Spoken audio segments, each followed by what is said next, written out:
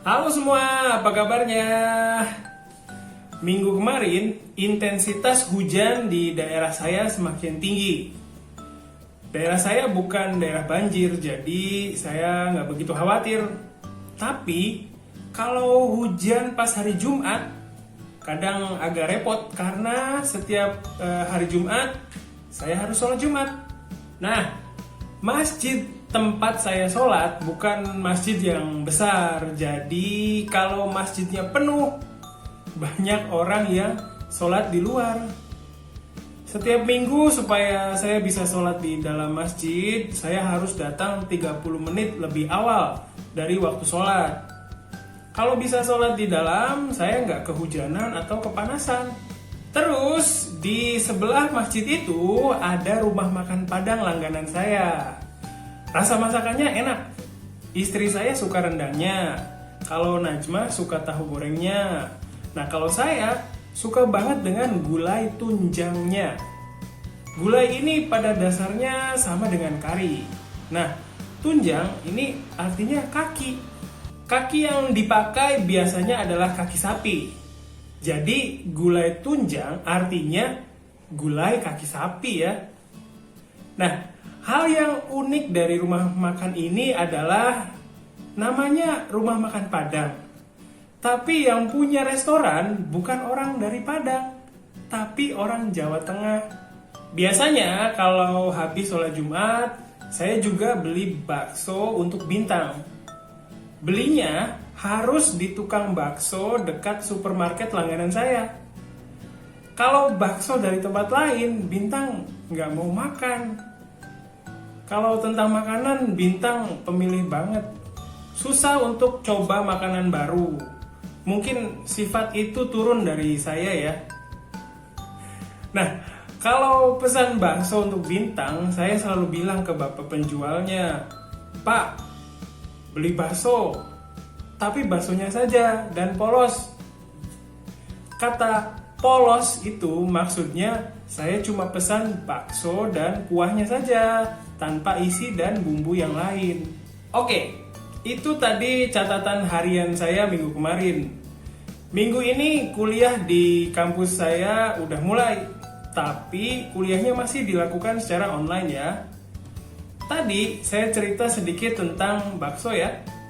Ada yang bilang bakso, ada juga yang bilang baso. Yang mana saja oke kok. Kalau diterjemahkan ke bahasa Jepang, biasanya jadi kata mitoboro.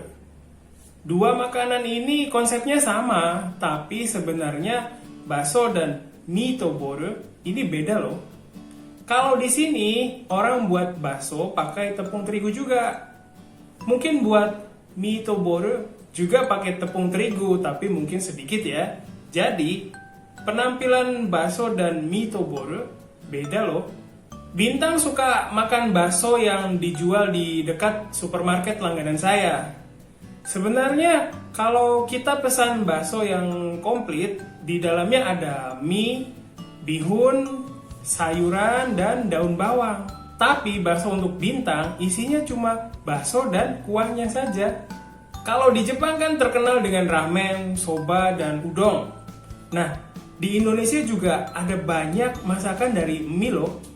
Salah satu masakan mie paling terkenal adalah mie baso. Hampir semua orang Indonesia suka banget mie baso, terutama perempuan ya. Walaupun bukan berarti semua perempuan Indonesia suka makanan ini, tapi perempuan di sekeliling saya rata-rata suka mie baso. Terus waktu saya beli bakso di tempat langganan, di tempat duduknya rata-rata perempuan semua loh. Mungkin itu bukti dari kata-kata saya tadi ya.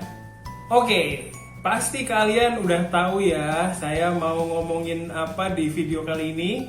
Ya betul. Sudah biaya kelasnya mahal, harus beli buku pelajaran yang ditentukan sekolah, dan juga harus repot-repot pergi ke sekolahnya. Padahal sudah berusaha, tapi tetap tidak bisa berbicara bahasa Indonesia. Kalau les privat, kita harus cari guru yang cocok dengan kita. Tapi ada juga guru yang tidak bisa berbahasa Jepang.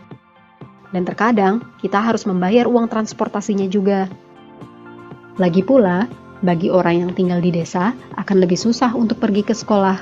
Banyak yang berpikir, asalkan kita sekolah atau les privat, kita akan langsung jadi bisa berbicara. Tapi itu salah. Apa boleh buat ya?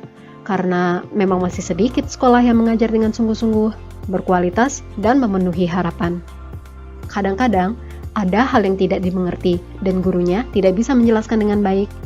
Dan terkadang, murid hanya mempelajari buku yang ditentukan oleh sekolah, padahal tanpa guru pun bisa dilakukan. Maka dari itu, kita buat tempat di mana orang Jepang bisa belajar bahasa Indonesia. Inilah Japanesia Live College. Guru-gurunya memiliki level JLPTN 2 ke atas. Kalian bisa belajar dengan laptop atau handphone di mana saja dan kapan saja. Bisa belajar tata bahasa, kepenulisan, lalu ada juga program free talk dan sebagainya. Pelajarannya diunggah ke website, jadi siapapun bisa menontonnya di waktu yang diinginkan. Dan tentu saja bisa diunduh agar bisa dilihat secara offline. Para murid bisa bertanya kepada guru kapanpun, agar bisa langsung memahami pelajaran yang masih sulit dimengerti. Tentu saja, kalau hanya lewat dunia maya, kurang bisa merasakan ikatan dan kebersamaannya. Maka dari itu, kadang-kadang kita adakan acara nongkrong ramah tamah antara murid-murid dan guru-guru Japanesia. Maupun Anda seorang pemula atau level menengah yang ingin meningkatkan kemampuannya, sekarang Anda bisa segera melakukannya, bahkan dengan dana yang terjangkau. Anda masih ragu? Jumlah murid kami sudah lebih dari 100 orang sejak kami buka. Silahkan cek website kami ya.